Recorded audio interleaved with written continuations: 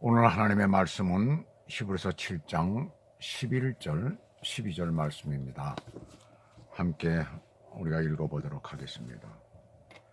레위 계통의 제사 직분으로 말미암아 온전함을 얻을 수 있었으면 백성이 그 아래에서 율법을 받았으니 어찌하여 아론의 반차를 따르지 않고 멜기세덱의 반차를 따르는 다른 한 제사장을 세울 필요가 있느냐. 제사 직분이 바뀌었은즉 율법도 반드시 바꾸어지리니 라고 말씀하고 있어요. 오늘 이 11절과 12절은 레위 계통 제사장들의 그 불완전성으로 말미암아 완전하지가 않다는 얘기죠. 새로운 대제사장의 등장에 불가피성을 지금 말씀하고 있습니다. 레위 계통의 그 제사 직분이 11절에 보시면 온전하지 못했다는 거예요. 즉 율법에 속한 레위 계통의 제사 직분은 속죄와 그 다음에 성화를 다루는 데 실패했어요. 속죄는 가장 중요한 것이 뭡니까? 회개와 그 다음에 믿음이죠. 그리고 뭐예요? 삶의 변화입니다. 그런데 그들은 실제로 믿음을 갖고 드려지질 않았죠. 네. 우선 그 백성들 자체도 그랬고 대제사장도 그랬어요. 회개, 진정한 회개라는 게 없었습니다. 그저 하나의 형식이고 의식이었어요. 그리고 그들은 또 생활 자체에서도 타락할 대로 타락했었어요. 그저 그들은 율법을 지키기에만 급급했던 것입니다. 그저 율법을 지키기만 하면 다 되는 줄 알았다는 것이죠. 뿐만 아니라 백성들에게 영원한 행복도 그들은 가져다 주지를 못했던 것이에요. 그래서 그리스도의 하늘의 성소를 땅의 성소와 비교하여 더 온전한 것이라고 이렇게 하는 것이에요. 레위 계통의 제사장직은 멜기세덱으로 예표된 그리고 율법의 완성자로 이 세상에 오신 그리스도 안에서 비로소 완전해질 수가 있는 것입니다. 그러므로 그들의 제사장직은 일시적이고 한시적이고 불완전한 것이었어요. 사람으로 하여금 하나님의 의를 얻게 하고 거룩함에 이르게 하는 것은 완전한 제사장직을 수행하실 그리스도뿐입니다. 하나님께로 나와서 우리에게 지혜와 의로움과 거룩함과 구속함이 되신 그리스도 안에서만 모든 사람은 완전에 이를 수가 있는 것이에요. 그 다음 보시면 삽입구가 나오죠. 백성이 그 아래에서 율법을 받았으니 그랬어요. 이스라엘 백성이 레위 계통의 제사장직에 근거하여서 관련하여서 율법을 받았다는 거예요. 무슨 말이냐면 백성이 받은 율법과 레위 계통의 제사장직 사이에 밀접한 상호 관련성이 존재하고 있었다는 사실이에요. 이 말은 율법의 중심이 의식법을 관장하는 레위 제사장직에 있었다는 사실을 우리들에게 가르쳐주고 있습니다. 이것은 아주 굉장히 중요한 얘기죠.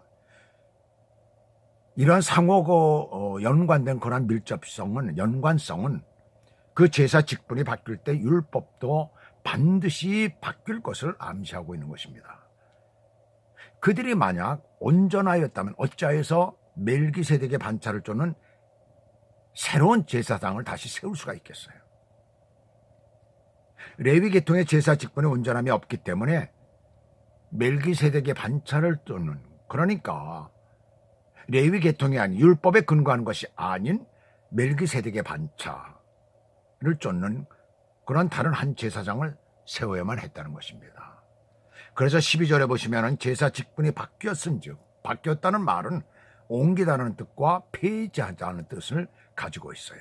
그것이 포함되어 있습니다.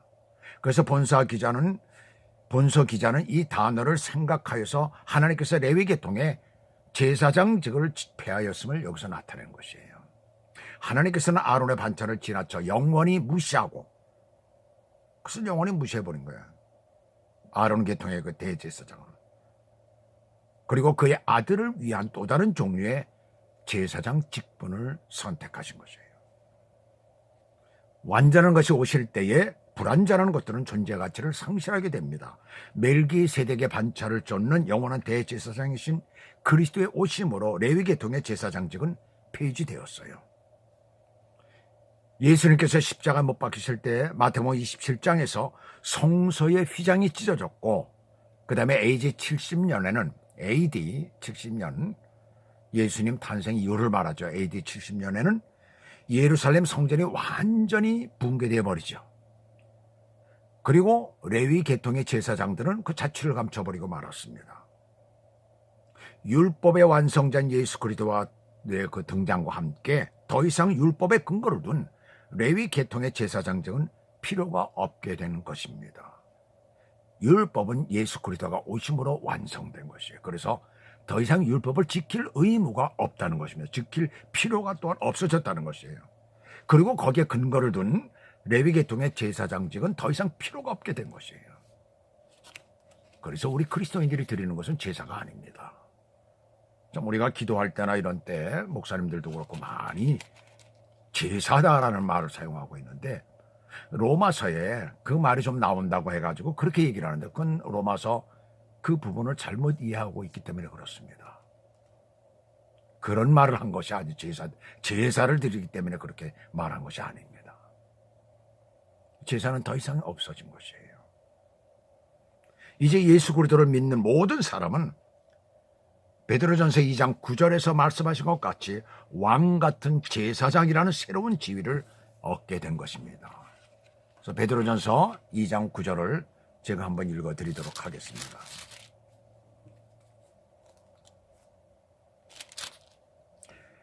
그러나 너희는 택하신 족속이요 왕 같은 제사장들이요 거룩한 나라요 그의 소유가 된 백성이니 이는 너희를 어두운 가운데서 불러내어 그의 기이한 빛에 들어가게 하신 이의 아름다운 덕을 선포하게 하려 하심이라.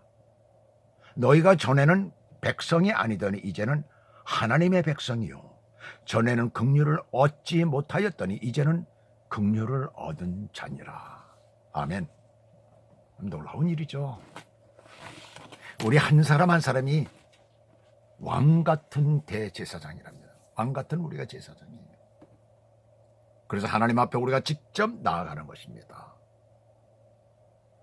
직접 나아가서 우리의 죄를 회개할 수가 있고 우리의 죄를 예수 그리스도의 이름으로 사함을 받을 수 있는 것이에요. 얼마나 놀라운 축복을 받았는지 모릅니다. 이 축복을 생각하시면서 이번 한 주간 특별히 잘 보내셨을 줄 믿습니다. 오늘은 더군다나 고난일입니다. 예수 그리스도께서 십자가에 못 박혀 죽으신 날입니다. 이제 내일 모레면은 사흘 후에 예수님께서는 다시 부활하신 날입니다. 바로 너희도 이와 같이 부활되리라. 마지막 날에는 너희들도 이와 같이 부활되리라. 그리고 나와 함께 천국에서 영원한 삶을 살게 되리라 라고 오늘도 말씀하고 계십니다. 그 우리 주 예수 그리스도를 믿고 오늘도 세상 가운데 살고 있는 그런 분이 계시다면 주 예수를 믿으시기 바랍니다. 그래서 가까운 교회에 나가서 믿음 생활 하시기를 주 예수 그리스도의 이름으로 축원합니다. 기도하시겠습니다.